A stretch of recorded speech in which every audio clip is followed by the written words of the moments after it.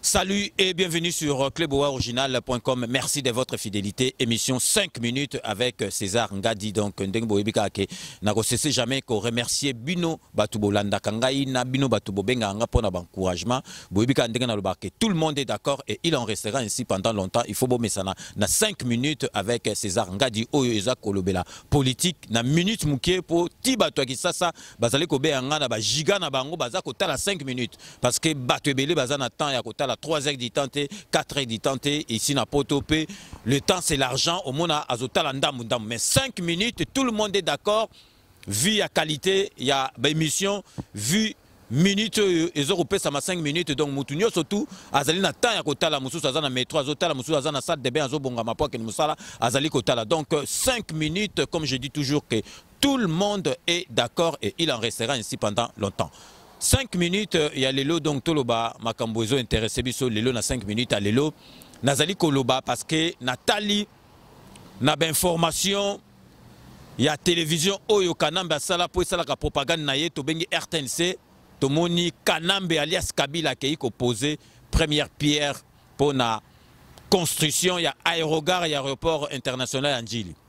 Et c'est qui singa na moni penza yé donc ayena batne pata pata donc président Mobimba Bilo Ronyo surtout azo découvrir en na Congo na l'air Mobutu ako ken babilo ko ba première pierre ya makambo ya aérogare aropé sa premier ministre ou bien ministre de transport mais Kabila alias Kanambe alias Kabila neta uta zamba na forêt biloko tout azo découvrir pa na biso aye donc bozo mona ba image denga zoyela bozo tala bato baza pembe ne wana ba garde corps ne wana est-ce que ba garde corps ne bilongi na bango za ba congolais bilongi na bango eza ba étranger neti ye moko aye wana siko Kadambe oye ko poser première pierre boyebi ke mise en service ya aérogare wana et kozala na 2021 est-ce que yo oza sur oza na 2021 okozala te to sepeli oye o tsheli so première pierre parce que pe boye ba peuple congolais ezali yete ezali coopération ya deux pays wana donc azala te et ko salama donc aye wana poser biso première pierre mais Kanambe alias Kabila mais dans ta petite caboche en carence de matière grise que na 2021 aux alaté. Donc aéroport wana tango ko fongwama aérogare wana bisonde César Ngadi Bokechu premier ba commander so ba méthode Moulenda ba c'est les unes les mecs d'ici Pierrot Itela ba Mama Congo bisonde to kende ko inaugurer aérogare wana sika yo Kanambe aux alaté. Parce que Kanambe 2018 eza souka na yo 2019 au komate bongo 2021 au commandeni c'est bien au tcheli biso première pierre parce que yo au koma ko reveta la siko congolais ndeki tozongi sima ba pays tous les ans ba aérogare OK biso depuis ba 1974 tozalaki na avance na ba pays nyoso surtout ya Afrique noire biso nde to banai ko inaugurer bilo tala siko biso na période yo tozali ko sala aérogare. Ok, bah pays moussou c'est ça là. Bah pays moussou bah comment c'est qu'on a bah boule, bah zo bah TGV, bah tram, bah métro, bah autoroute. Mais biso Kanambe azong sa biso si matala zo bah wana pata bota na figure à présent wana. Mandef wana ticket est-ce que président biso à cause na mandef na Congolais à cause na mandef wana.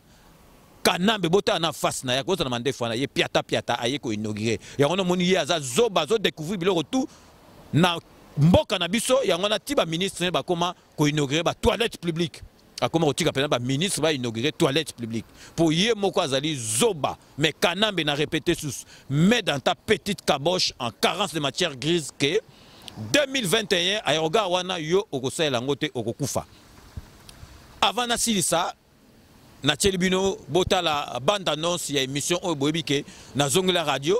Donc, journaliste belé bazara na TVP na radio. Et puis radio ya solo, ya bande FM au fongoli radio, ozali koyoka yango, mutu azali kotamba na voiture azoka radio, ezali radio internet et radio ya solo ya bande FM.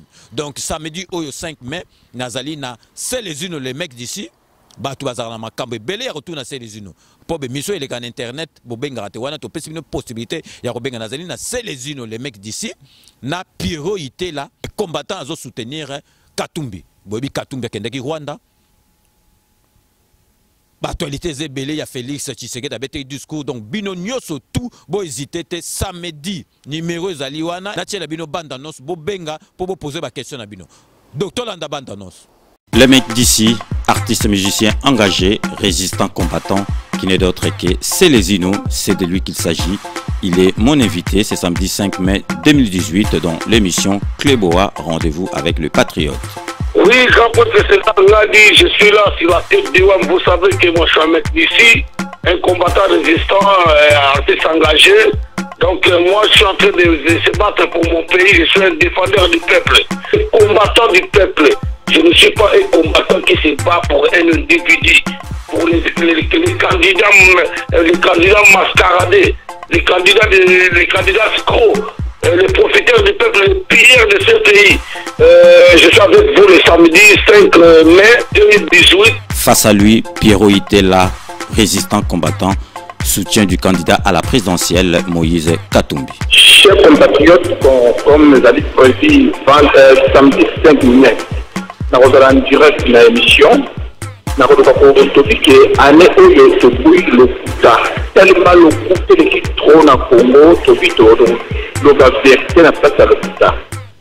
Samedi 5 mai, nous avons en direct la radio pour expliquer il y a Moïse Katumbi na Rwanda, il y a aussi na Rwanda pour expliquer tout le Kouta. En direct de la radio MNG 99.7 FM de 14h à 16h.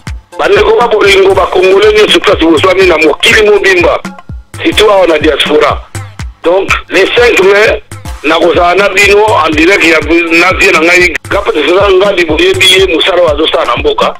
Donc tokozala wana pour répondre bino bo banquete bo benga boka ba réponse o tokozongisa bino ya bwania bo benga parce que biso to ba combattant ya peuple. Ngala combattant peuple na combattant ya flatter, combattant ya fana kuitite, ya kolanda bato mo bazo kosa peuple, ba okende place bato bazo tina ba buma peuple. Donc biso ngai ni na zawana na kolekana ya César Ngadi na oza place. Donc o manquete ko benga bo ba réponse na bino bien. Kaka ne bala que le peuple gagne toujours. Bo hésiter te bo poser ba question na bino nyoso bozala kanango po na Pierrot Itela na Célésino, le mec d'ici. Na ezali téléphone ouvert en direct na 01 64 38 54 68.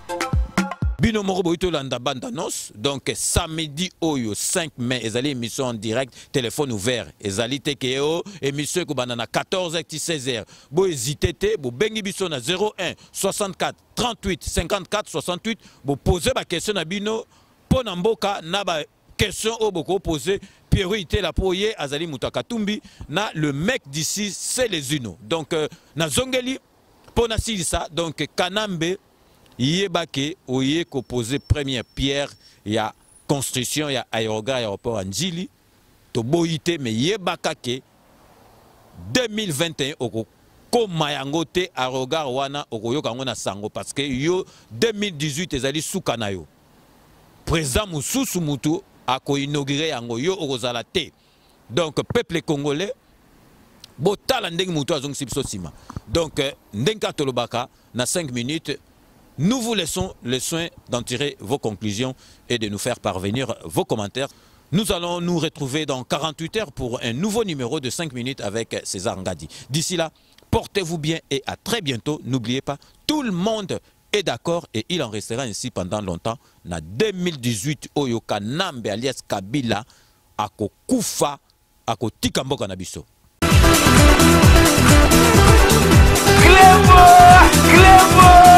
Original.